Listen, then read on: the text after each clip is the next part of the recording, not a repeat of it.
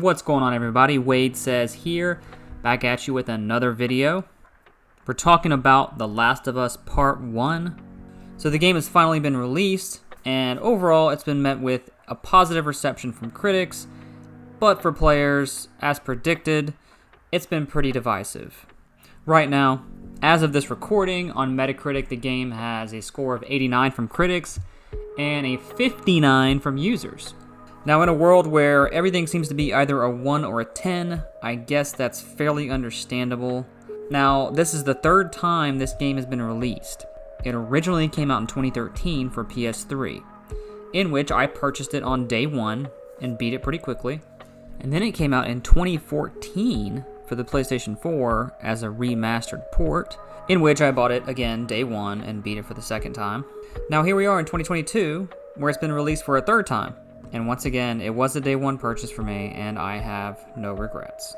Now, before we get into the meat of this video, let's go ahead and check out the Metacritic scores. I already told you guys for the Last of Us Part 1 on PS5, 89 critics, 59 users. Okay, we got that. But if we go back to 2014, Last of Us Remastered, you're looking at a 95 critic score and a 92 user score, which is crazy.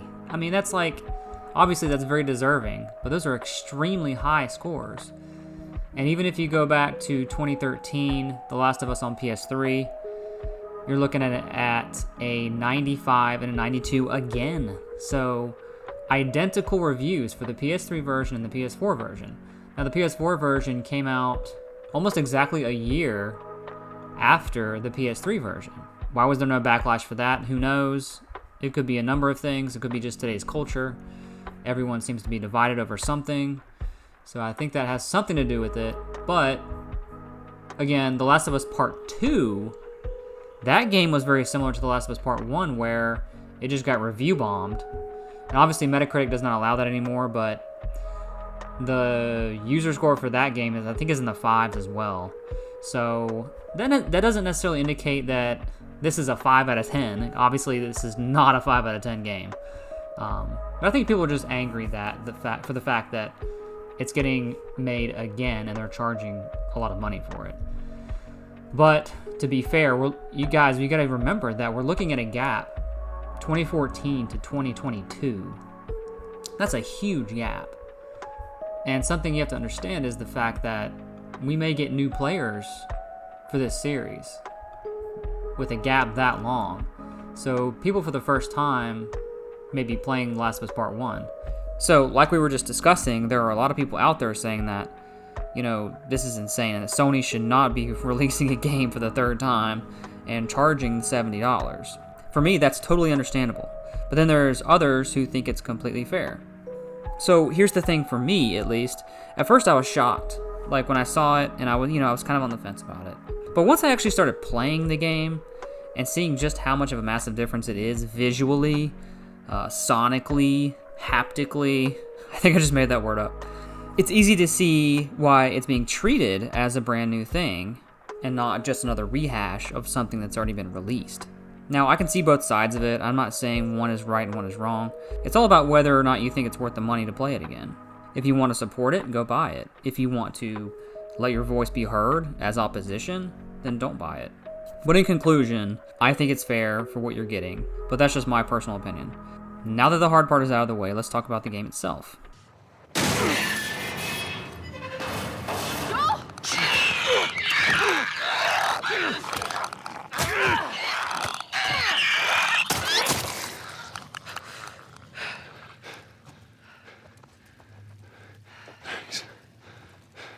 You alright? It's nothing. So The Last of Us Part 1 has been overhauled in many departments. Graphics, controls, sound design, accessibility, and so many more. When you look at the characters and their facial expressions, it's like night and day. Joel and Ellie appear to show a broader range of emotion due to the new technology and the power of the PS5. This makes the story all the more engaging as you play along. The environments and surroundings are much more detailed and interesting to look at. I found myself just looking around much more this playthrough. There are so many details and things that were simply not present on the PS3 and PS4. I found this to lead to more of a new experience. It's still a joy to take things slow and pick up every note and piece of paper, which leads to a more fleshed out story. The lighting is another area that's been drastically overhauled, and you can easily see that in both the cutscenes and the gameplay. The sound has also been improved, along with tons of new accessibility options, much like the ones in The Last of Us Part 2. My favorite is the Enhanced Listen mode, which allows you to find resources much more easily. It seems like I was always hitting R1 and circle to activate that. And this is probably my 7th time playing through this game, so by now I'd rather not waste time trying to find, everything the old-fashioned way. I also like how they allow you to customize the difficulty. You can alter various facets of the gameplay, such as enemy difficulty, companion difficulty, resource availability, and so much more. It's rare to see this level of customization in a game. You can make the game as easy or as hard as possible. This opens up so much customization for players of all kinds. We also get AI improvements, which is a shocking surprise. Enemies are more intelligent, and they'll be able to attack in different ways, such as flanking. Additionally, Naughty Dog has added permadeath and speedrun modes, which are welcome additions as well. On the trophy front, you'll be getting the Platinum Trophy much more easily this time, as the trophy list has been significantly altered. There's not even a difficulty-specific trophy this time around. If you look at PSN profiles, it's obvious that more players will be able to attain the Platinum simply due to the lower difficulty. Well, it is a joke. Joel needs a car. Well, if I had one that works, which I sure as hell don't, what makes you think I'd just give it to you? Huh? Yeah, sure, Joel, go ahead. Take my car. Take all my food, too, while you're at it. While this is a $70 release of a game that's been released 3 different times, many people will simply see this as nothing but a cash grab. But on the flip side, this iteration can be enjoyed by new players who have never played the original game. It also appeals to trophy hunters who want another shiny platinum to add to their collection. And it's for players like me who put The Last of Us in their top 10 games of all time, and is happy to play it an infinite number of times without it ever getting old. So before closing this video, I wanted to read some of the 0 and 1-star reviews for Metacritic for this game. And predictably, they're all saying the same exact thing. One person says it's the same game for the 3rd time, it costs more than the previous versions, looking like another remaster even if it's a pathetic remake. They even removed the multiplayer. I totally understand that. Having the multiplayer removed is a big disappointment, but who knows if they could, maybe put it in later. I don't know what their plan is, but yes, I agree that having no multiplayer does suck. Someone says, not only is this the worst version of the game, it's also the most expensive. Character models have been changed too much. See, I disagree with that. I think the character models look way better this time. Everything's completely improved on the visual front, and the game is almost improved in every way, so I disagree with that. Someone says nice graphics, but only that. No gameplay improvements. And that's actually incorrect. There's actually been many gameplay improvements. I don't know why they would write that without researching first. Someone gave it a 3 out of 10, saying, in my humble opinion, the existence of this project is just tasteless.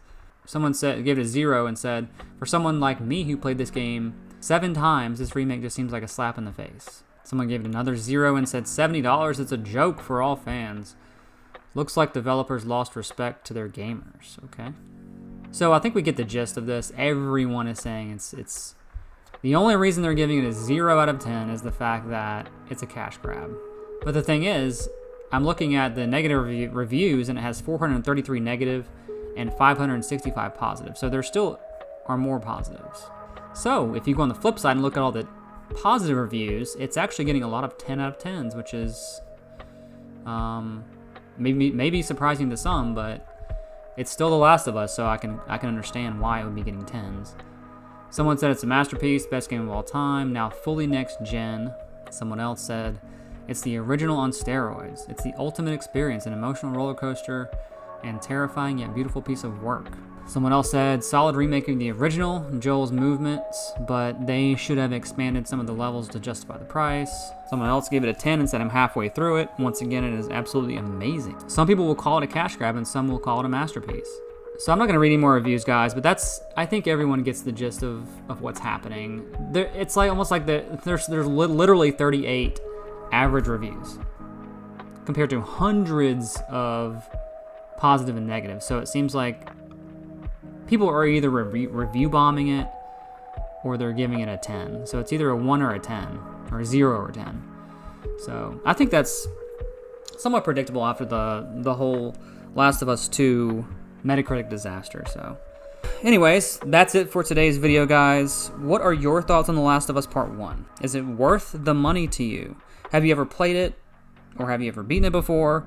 If so, when and on what console? I want to know all your thoughts on this game in the comments below. And as always, thank you for watching. Be sure to hit the subscribe button below and hit the bell to be notified for future videos. And I'll see you guys in the next one.